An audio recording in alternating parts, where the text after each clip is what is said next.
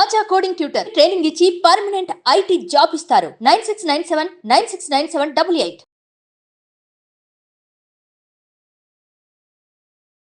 నమస్కారం, welcome to Suman TV. నేను గీతాంజలి. 2025వ సంవత్సరం వచ్చేసింది. మరి ద్వాదశ రాశుల్లో జన్మించిన వారి జాతక ఫలితాలు ఏ విధంగా ఉండబోతున్నాయి? మెరుగైన ఫలితాల కొరకు ఎటువంటి పరిహారాలు వారు చేసుకోవాలి? మంచిగా ఉన్న రాశులు ఏవి, అంటే మంచి ఫలితాలను ఇచ్చేటువంటి రాశులు ఏ ఉన్నాయి, అలాగే చెడు ఫలితాలు ఏ రాశులు వారు అందుకోబోతున్నారు, ఈ వివరాలన్నీ ఇవాళ వీడియోలో నేను మీకు వివరిస్తాను. వివరించేందుకు ప్రస్తుతం మనతో పాటు ఉన్నారు ప్రముఖ జ్యోతిషులు బ్రహ్మశ్రీ నందిబట్ల శ్రీహరి శర్మ గురువు గారు. వారితో మాట్లాడదాం. గురుగారు నమస్కారం అండి. వాగర్థ వివ సంపృక్తౌ వాగర్థ ప్రతిపత్తయే జగతః పితరౌ వందే పార్వతీ పరమేశ్వరౌ.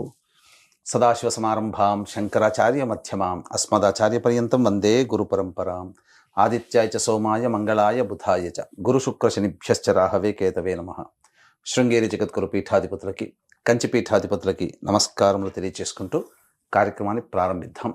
వీక్షించేటువంటి సుమన్ టీవీ ప్రేక్షకులకి గమనిక, ఇప్పుడు మనం చెప్పుకోబోయేటువంటి రాశి ఫలాలు ఏవైతే ఉన్నాయో అవన్నీ కూడా ఆంగ్ల నూతన సంవత్సర గమనాన్ని దృష్టిలో పెట్టుకుని జనవరి 1వ తారీఖు నుంచి డిసెంబర్ 31వ తారీఖు వరకు మాత్రమే ఉన్నటువంటి గ్రహాల స్థితిగతులను బట్టి వివిధ రాశుల వారికి ఏ విధంగా ఉండబోతుందో తెలుసుకుందాం.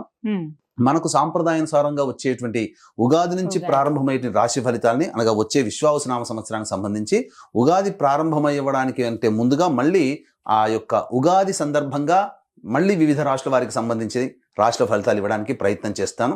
కాబట్టి ఇటువంటి దాంట్లో ప్రపంచమంతా అంగీకరిస్తున్నటువంటిది 2025 నూతన సంవత్సరం.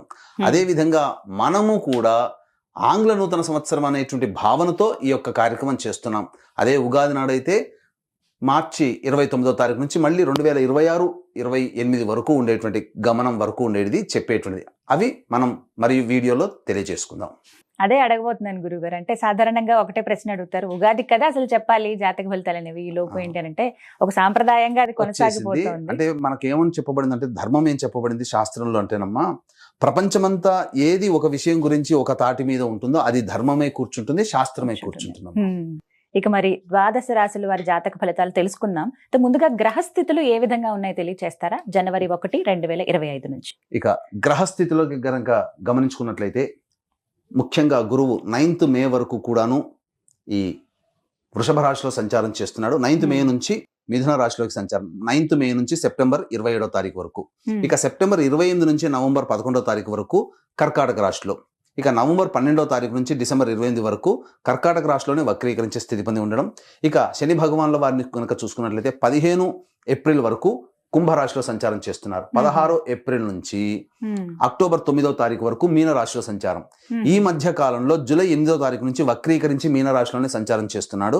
అలాగే అక్టోబర్ 10వ తారీఖు నుంచి కుంభరాశిలో సంచారం చేస్తూ వక్రీకరించి కుంభరాశిలో, నవంబర్ 26వ తారీఖు నుంచి వక్రత్యాగము శని భగవాన్ల వారు చేస్తున్నారు. ఇక రాహుకేతులు కనుక చూసుకున్నట్లయితే 15 మే వరకు కేతువు కన్యలో మరియు రాహువు మీనరాశిలోకి, అలాగే 16 మే నుంచి సింహరాశిలో కేతువు, అలాగే కుంభరాశిలో 16 మే నుంచి రాహుగ్రహ సంచారం జరుగుతుంది. ఇక్కడ గమనించుకున్నట్లయితే ఇక్కడ వీక్షించేటువంటి ప్రేక్షకులకు అందరికీ తెలియజేయాల్సినటువంటి అంశం ఏంటంటే, ముఖ్యంగా అందరూ ఈ ద్వాదశ రాశుల గురించి రాగానే అందరూ ఆలోచించేటువంటిది ముఖ్యంగా శని దోషం, ఏలినాటి శని, అష్టమ శని, అర్ధాష్టమ శని, కంటక శని, యోగ శని, ఈ శని దోషాలు. అయితే ఇక్కడ 15 ఏప్రిల్ వరకు శని కుంభరాశిలో సంచారం చేస్తూ 16 ఏప్రిల్ నుంచి మీనరాశిలోకి సంచారం చేస్తున్నా, ఈ యొక్క జూలై 8 నుంచి మీనరాశిలోనే సంచారం చేస్తూ వక్రీకరించినటువంటి కారణం చేత మళ్ళీ ఈ కుంభరాశి ఫలితాన్ని ఇస్తాడు.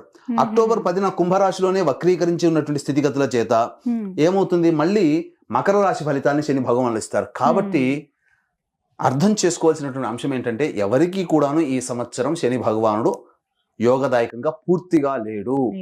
12 రాశుల వారికి అష్టమ శని, అర్ధాష్టమ శని, కంటక శని, యోగ శని, దాంపత్య శని, ఈ రాశుల ఈ యొక్క దోషాల శని దోషాలు ఏదో ఒక సందర్భంలో కొన్ని నెలల పాటు అందరూ రాశుల వారు అనుభవించాల్సిందే తప్ప ఇక్కడ ప్రత్యామ్నాయము లేదు. కాబట్టి ఇక కుంభరాశి వారికి ఏలినాటి శని వెళ్ళిపోతుందని సంతోషం కానీ, ఈ యొక్క సంబంధించి మకర రాశి వారికి ఏలినాటి శని వెళ్ళిపోతుందని సంతోషం కానీ, లేకపోతే కర్కాటక రాశి వారికి అష్టమ శని దోషం పోతుందని కానీ భావించాల్సిన అవసరం లేదు. వృశ్చిక రాశి వారికి అర్ధాష్టమ శని దోషం పోతుందని కూడా భావించాల్సిన అవసరం లేదు. ఎందుకంటే శని మళ్ళీ రుజు మార్గంలో వెళ్ళి మళ్ళీ వక్ర మార్గం చేత వక్రగతిన సంచారం చేస్తున్నటువంటి కారణం చేత 12 రాశులు శని ప్రభావానికి గురవుతాయి. కాబట్టి ఈ సంవత్సరం అన్ని రాశుల వారు శని దోష పరిహారములు ఖచ్చితంగా చేసుకోవలసినదే, అందులో సందేహం లేదు. గురుగారు, గ్రహస్థితులు ఏ విధంగా ఉన్నాయో తెలియజేశారు. మరి సింహరాశి వారి జాతక ఫలితాలు ఏ విధంగా ఉన్నాయో తెలియజేస్తారా? వీక్షించేటువంటి సుమన్ టీవీ ప్రేక్షకులకి ఈ యొక్క 2025 సంవత్సరంలో జనవరి 1వ తారీఖు నుంచి డిసెంబర్ 31వ తారీఖు వరకు సింహరాశి వారికి ఏ విధంగా ఉండబోతుందో తెలుసుకుందాం. ముందుగా గమనించుకున్నట్లయితే ఈ యొక్క సింహరాశిలో జన్మించినటువంటి వ్యక్తులకి 9 మే వరకు గురువు వృషభ రాశిలో నవమ స్థానంలో సంచారం చేస్తూ ఉండడం, దశమ స్థానంలో సంచారం చేస్తూ ఉండడం, అలాగే 9 మే నుంచి సెప్టెంబర్ 27 వరకు లాభస్థానంలో సంచారం, మళ్ళీ సెప్టెంబర్ 28 నుంచి నవంబర్ 11 వరకు కర్కాటకంలోనే. మళ్ళీ ఇక్కడ గమనించుకున్నట్లయితే ప్రధానంగా ఈ యొక్క ఇటు శని బలము మరియు గురు బలము తక్కువగా ఉన్నటువంటి కారణం చేత కొన్ని ఇబ్బందికర పరిస్థితులు అనేటువంటివి ఈ సింహరాశిలో జన్మించినటువంటి వారు ఈ సంవత్సరం ఎదుర్కోబోతున్నారు. కాబట్టి ఇబ్బందులు అనేటువంటివి ముందుగానే మనకు ఉన్నాయని తెలుసుకున్నప్పుడు దాని నుంచి ఎలా బయటపడాలో అనేటువంటి ఆలోచనతో క్రమశిక్షణతో గనక ఉన్నట్లయితే ఈ సింహరాశి వారికి ఈ యొక్క 2025 సంవత్సరం అంతా కూడాను ఆనందదాయకంగా ఉంటుందని చెప్పవచ్చు. అయితే ఇక్కడ గమనించుకున్నట్లయితే ప్రధానంగా మార్చి 30వ తారీఖు వరకు గురువు వక్రీకరించి ఉండడం, నవమ స్థాన ఫలితాన్ని ఇవ్వడం, తద్వారా ఏమవుతుంది, ప్రధానంగా విదేశీ యానానికి సంబంధించి చేయ ప్రయత్నాలన్నీ కూడాను కొలిక్కి వస్తాయి. విదేశీ విద్య లేదా విదేశంలో ఉద్యోగం కోసం ప్రయత్నం చేసే సింహరాశిలో జన్మించినటువంటి వాళ్ళకి అంతా శుభకరంగా ఉంటుందని చెప్పవచ్చు. ఇక దశమ స్థానం ఉన్నటువంటి సంచార ప్రభావం చేత ఎప్పుడు ఏప్రిల్ 1వ తారీఖు నుంచి 9 మే వరకు కూడా దశమ స్థానంలో సంచారం చేస్తుండడం. కాబట్టి ఈ యొక్క సింహరాశిలో జన్మించినటువంటి ఉద్యోగస్తులు ఎవరికైతే ఉంటారో వాళ్ళకి సాధారణమైనటువంటి ప్రమోషన్స్తో కూడుకున్నటువంటి బదిలీలు కానీ, లేకపోతే ఈ యొక్క ప్రమోషన్స్ అనేటువంటివి, కొత్త బాధ్యతలు అనేటువంటివి ఈ 1 ఏప్రిల్ నుంచి 9 మే వరకు మధ్యకాలంలో మీకు ఏర్పడతాయని చెప్పవచ్చు. ఇక 9 మే నుంచి సెప్టెంబర్ 27వ తారీఖు వరకు లాభస్థానంలో గురు సంచారం చేస్తున్నటువంటి ప్రభావం చేత మనం లాభం అంటే యోగదాయకంగా ఉంటుంది అనుకుంటాం. కానీ కొన్ని విపత్కర పరిస్థితులు గురుగ్రహ ప్రభావాలను ఎదుర్కోవాల్సి వస్తుంది. అంటే ఏమవుతుంది, ఉద్యోగంలో చేసేటువంటి వాళ్ళైతే అధికారుల యొక్క ఆగ్రహాలకు గురవడం, అలాగే తోటి ఉద్యోగస్తులు సహకరించకపోవడం, అలాగే వ్యాపారస్తులైతే కస్టమర్స్ వల్ల ప్రభావాలు ఎక్కువగా ఇబ్బందులు పడుతూ ఉండడం, అలాగే వృత్తుల్లో ఉన్న వాళ్ళైతే సహాయ సహకారాలు, పెద్దల యొక్క సహాయ సహకారాలు రాకపోవడం, అనుకున్నటువంటి పనులు, పెద్దవాళ్ళ నుంచి కావాల్సినటువంటి పనులు అన్నీ కూడాను డిలే అవుతుండడం ఈ యొక్క సింహరాశిలో జన్మించినటువంటి ఉద్యోగస్తులు, వ్యాపారస్తులు, కుల వృత్తుల్లో ఉన్న వాళ్ళు గమనించవచ్చు. ఇక ప్రైవేట్ రంగంలో ఉన్నటువంటి వాళ్ళకైతే కూడా సాధారణంగా ఉద్యోగం కోసం ఎక్కువగా ప్రయత్నం చేయాల్సి వస్తుంది. నిరుద్యోగస్తులు బాగా కష్టపడితే తప్ప ఉద్యోగాన్ని సంపాదించుకోలేనటువంటి పరిస్థితి. సాధారణమైనటువంటి ప్రమోషన్స్తోనే ఈ యొక్క సింహరాశిలో జన్మించినటువంటి ఉద్యోగస్తులు ఉంటారని చెప్పవచ్చు. ఇక గమనించుకున్నట్లయితే ప్రధానంగా ఈ యొక్క శని ప్రభావం, శని 15 ఏప్రిల్ వరకు కుంభరాశిలో సంచారం చేస్తూ 16 ఏప్రిల్ నుంచి శని భగవానుల వారు అక్టోబర్ 9 వరకు మీనరాశిలో సంచారం చేస్తున్నాడు. కాబట్టి ఈ యొక్క సప్తమ శని నుంచి అష్టమ శని దోష ప్రభావం అనేటువంటిది 16 ఏప్రిల్ నుంచి ఈ యొక్క సింహరాశి వారికి ఏర్పడబోతుంది. అయితే అష్టమ శని దోషం వల్ల చాలా ఇబ్బందులు అనేటువంటివి ఉంటాయి. కానీ ఎక్కువ కాలం ఉంటుందా అంటే జూలై 8వ తారీఖు నుంచి మళ్ళీ వక్రీకరించి స్థితి పొంది ఉండడం, మళ్ళీ సప్తమ శని ప్రభావాన్ని కలిగి ఉండడం, తర్వాత అక్టోబర్ 10న కుంభరాశిలో సంచారం చేస్తూ వక్రీకరించి స్థితి పొంది ఉండడం, అక్టోబర్ 10వ తారీఖు నుంచి నవంబర్ 26వ తారీఖు వరకు ఉన్నటువంటి సమయం ఏదైతే ఉంటుందో ఈ యొక్క సింహరాశిలో జన్మించినటువంటి వారికి శని అనుకూలంగా ఉండేటువంటి సమయం ఈ సమయం మాత్రమే. మిగతా సమయంలన్నీ కూడాను ఇబ్బందికర పరిస్థితులు అనేటువంటి సింహరాశి వారికి గోచరమవుతున్నాయి. కాబట్టి మీరు ఏదైనా కానీ కింది వాళ్ళ సహాయ సహకారాలు కానీ, శని బలం ఉండి అనేక రకాలైనటువంటి అవకాశాలు ఏవైనా కావాలనుకునేటువంటి వాళ్ళు ముఖ్యంగా ఈ సంబంధించినటువంటి అక్టోబర్ 10 నుంచి నవంబర్ 26 మధ్యకాలంలోనే మీకు యోగదాయకంగా ఉంటుందని చెప్పవచ్చు. ఇక కేతువు ఎప్పుడైతే రాశిలోకి ప్రవేశం చేసి 16 మే నుంచి ప్రవేశం చేస్తాడో, అలాగే సప్తమ స్థానంలో రాహు ప్రభావం ఉంటుందో, ముఖ్యంగా చేసేటువంటి ప్రతి పనులు కానీ, ఎదుటి వాళ్ళ నుంచి సహాయ సహకారాలు పొందేటువంటి స్థితిగతులు కానీ 16 మే నుంచి కొంత తగ్గుముఖం పడతాయి. జీవిత భాగస్వామి, వ్యాపార భాగస్వాములతో పొరపచ్చాలు వచ్చే అవకాశం ఈ యొక్క సింహరాశిలో జన్మించినటువంటి వారికి 16 మే తర్వాత ఉంది. కాబట్టి జాగ్రత్తలు పాటించండి. ముఖ్యంగా ఈ రాశిలో జన్మించినటువంటి రాజకీయ ప్రముఖులు ఎవరైతే ఉంటారో వారు ప్రజాదరణ కోల్పోయే అవకాశాలు ఉంటాయి. కాబట్టి జనరంజకంగా ప్రజలకి అభిప్రాయం మేరకు నడుచుకోవడం ద్వారా మీ యొక్క సొంత అభిప్రాయం కంటే కూడా ప్రజాభిప్రాయాన్ని దృష్టిలో పెట్టుకుని రాజకీయ రంగంలో ఉన్నటువంటి వాళ్ళు గనక చేసినట్లయితే తప్పకుండా చాలా మటుకు ప్రజల యొక్క ఆదరణ పొంది దోషములు తగ్గుతాయని చెప్పవచ్చు. ముఖ్యంగా ఏదైతే గొప్ప పదవి కానీ లేకపోతే గొప్ప బాధ్యతలు కానీ ఆశిస్తుంటారో కొంత నిరాశ పడక తప్పదు అని చెప్పవచ్చు. ఇక ఈ యొక్క సింహరాశిలో జన్మించినటువంటి కళారంగంలో ఉన్నటువంటి వారు సినీ రంగము, టీవీ రంగము, అలాగే electronic and printing media, social media, ఇటువంటి రంగంలో నాటక వృత్తులు, సంగీతము, సాహిత్యము, సంబంధించినటువంటి నాటకాలు, వీటన్నిటిలో నాట్యములు, వీటన్నిటి వృత్తుల్లో అనగా కళారంగంతో సంబంధం ఉన్నటువంటి అన్ని వృత్తుల్లో ఉన్నటువంటి వాళ్ళకి ఆదాయం అంతంత మాత్రంగా ఉంటుంది. వచ్చిన ప్రాజెక్టులన్నీ దగ్గర దాకా వచ్చి వెనక్కి వెళ్ళిపోతాయి. అయితే చెప్పిన విధంగా అక్టోబర్ 10 నుంచి నవంబర్ 26 మధ్య కాలంలో మాత్రం మీరు సంవత్సరం అంతా ఇబ్బంది పడుతున్నటువంటిదంతా ఈ అక్టోబర్ 10 నుంచి నవంబర్ 26 మధ్య కాలంలో ఉన్నటువంటివి మీకు తొలగిపోతాయి అని చెప్పవచ్చు. ఇక గమనించుకున్నట్లయితే ప్రధానంగా ఈ యొక్క సంబంధించినటువంటి విద్యార్థులు బాగా కష్టపడితే తప్ప ఫలితాన్ని పొందలేనటువంటి పరిస్థితి.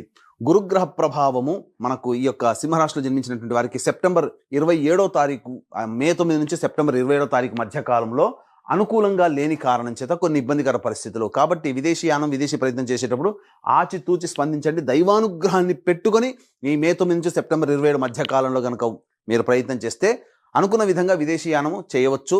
పరీక్షలలో కూడా ఎక్కువగా కష్టపడాలి. పోటీ పరీక్షలు మే 9 నుంచి సెప్టెంబర్ 27 మధ్య కాలంలో ఉన్నట్లయితే మీరు అంచనా వేసుకున్నటువంటి పోరాటం కంటే కూడా ఎక్కువగా పోరాడితే తప్ప మీరు అనుకున్నటువంటి ఫలితాలు పొందలేకపోతారు. జ్ఞాపక శక్తి కొంత తక్కువగా ఉండేటువంటి అవకాశం ఉంది. కాబట్టి ధ్యానం అలవాటు చేసుకునే ప్రయత్నం చేయండి.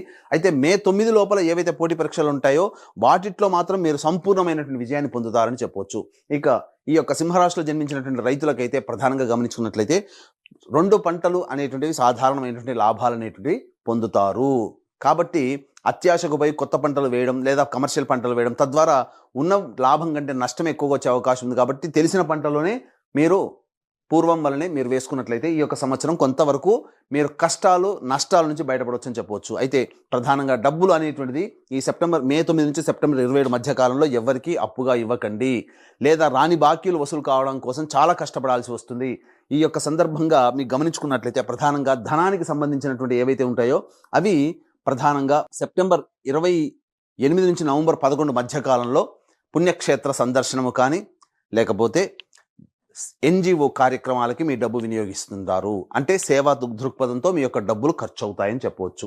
ఇక గమనించుకున్నట్లయితే ఈ యొక్క ప్రధానంగా మళ్ళీ నవంబర్ 12 నుంచి డిసెంబర్ వరకు కూడా కర్కాటకంలో వక్రీకరించినటువంటి కారణం చేత మే 9 నుంచి సెప్టెంబర్ 27 మధ్య కాలంలో ఎలాంటి పరిస్థితులు ఉంటాయో నవంబర్ 12 నుంచి డిసెంబర్ 28 వరకు కూడాను అలాంటి పరిస్థితులే మీకు ఉంటాయని చెప్పవచ్చు.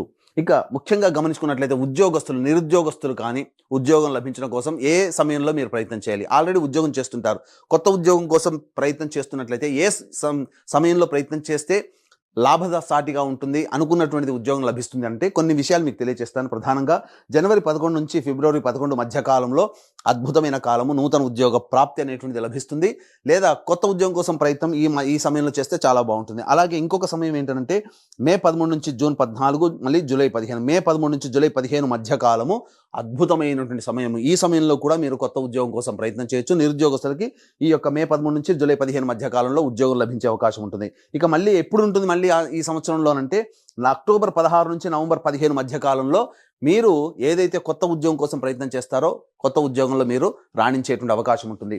ఇక ప్రధానంగా ఎఫ్ఎంసీజీ రంగము, ఫుడ్ సంబంధించినటువంటి జనరల్ స్టోర్స్, రెస్టారెంట్ బిజినెస్, విద్యాలయ సంస్థలు నడిపేటువంటి వాళ్ళు, అలాగే జ్యువెలరీ రంగంలో ఉన్నటువంటి వాళ్ళు, పూజా స్టోర్సు, పండ్ల వ్యాపారస్తులు, పికిల్ అనగా కర్రీ పాయింట్ నడుపుకునేటువంటి వాళ్ళు, తీర్థయాత్రలు చేసేటువంటి వాళ్ళు, ఇట్లాంటి వ్యవహారం సూపర్ మార్కెట్ నడిపేటువంటి వాళ్ళు, ఎవరైతే ఫుడ్కు సంబంధించినటువంటి వ్యవహారంలో ఉన్నట్టున్నారో వాళ్ళు ఏదైనా వ్యాపార విస్తరణ చేయాలి అనుకున్నప్పుడు మీరు జనవరి 1 నుంచి మే 9వ తారీఖు లోపలనే మీరు ప్రయత్నాలు ప్రారంభించండి. తత్ఫలితంగా మీరు ఆ మే 9 తర్వాత చేసే ప్రయత్నాలన్నీ కూడాను మందకొడిగా సాగుతాయి. లాభం కంటే కొంత నష్టం కూడా చవి చూడాల్సి వస్తుంది. కాబట్టి మే 9 లోపలనే, జనవరి 1 నుంచి మే 9 లోపలనే ఈ రంగంలో ఈ వృత్తుల్లో ఉన్నటువంటి వాళ్ళు తప్పకుండా ప్రయత్నం చేస్తే మీరు అభివృద్ధి బాటలో ఉంటారని చెప్పవచ్చు.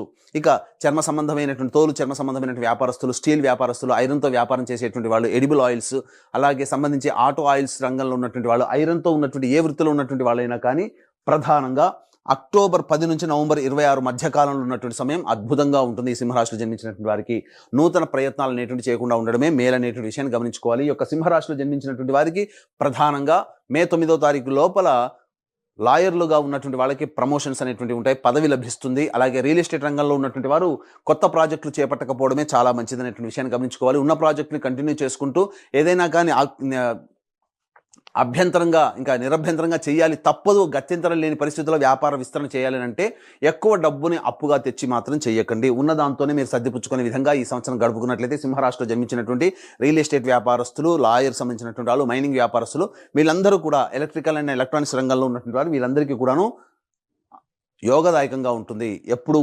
ఎక్కువగా డబ్బులు అప్పు తెచ్చి పెట్టుకోకుండా ఉన్నట్లయితే, ఇక గమనించుకున్నట్లయితే ప్రధానంగా ఈ యొక్క సింహరాశిలో జన్మించినటువంటి వారికి ఈ సంబంధించినటువంటి అన్ని రంగాలలో ఏ సమయంలో బాగుంటుంది, జనవరి 1 నుంచి మే 9 తారీఖు వరకు, అలాగే అక్టోబర్ 10 నుంచి నవంబర్ 26 తారీఖు మధ్య కాలంలో కొంతవరకు యోగదాయకమైనటువంటి పరిస్థితులను పొందుతారు. ఏ తర్వాత చెప్పొచ్చేది ఏమిటంటే, ఈ యొక్క రాశిలో జన్మించినటువంటి వారికి శుభాశుభ మిశ్రమం అనేటువంటిది ఉంటుంది. ఈ రాశిలో జన్మించినటువంటి స్త్రీలు కుటుంబంలో పేరు ప్రఖ్యాతులు సంపాదించుకోవడం కోసం చాలా కష్టపడాల్సి ఉంటుంది. అలాగే మీరు ఎంత ప్రయత్నం చేసినా, మీరు ఎంత అభిమానాన్ని, ప్రేమను చూపించినా కుటుంబ సభ్యుల నుంచి అంతగా మీరు ఎక్స్పెక్ట్ చేసేటువంటిది రాకపోవడం, తద్వారా కొంత మానసికమైనటువంటి వ్యధకి గురయ్యేటువంటి అవకాశాలు గోచరమవుతున్నాయి. అయితే ప్రధానంగా గమనించుకున్నట్లయితే ఈ యొక్క మే 9 నుంచి సెప్టెంబర్ 27 మధ్య కాలంలో ఈ యొక్క సంబంధించినటువంటి రాశిలో జన్మించినటువంటి స్త్రీలకి అనారోగ్య సమస్యలు పెరిగేటువంటి అవకాశం ఉంటుంది. ఇండైజెషన్, అసిడిటీ ప్రాబ్లంతో వచ్చేటువంటి అవకాశాలు ఉంటాయని చెప్పొచ్చు. ఇక ముఖ్యంగా ఈ సంబంధించినటువంటి 16 ఏప్రిల్ నుంచి జూలై 8 తారీఖు ఉన్నటువంటి మధ్యకాలంలో అనారోగ్య సమస్యలు, మోకాళ్ళ నొప్పులు, కాళ్ళల్లో బలం లేకపోవడం, ఇలాంటి కొంత ఇబ్బందికర పరిస్థితులు, శరీరంలో బలం లేకపోవడం అనేటువంటిది ఈ యొక్క సింహరాశిలో జన్మించినటువంటి స్త్రీ పురుషులు పొందుతారని చెప్పొచ్చు. అయితే ప్రధానంగా వివాహానికి సంబంధించి ప్రయత్నాలను కూడా కొలిక్కి వస్తాయి. మే 9 తారీఖు లోపల వివాహం నిశ్చయమయ్యే అవకాశం ఉంటుంది.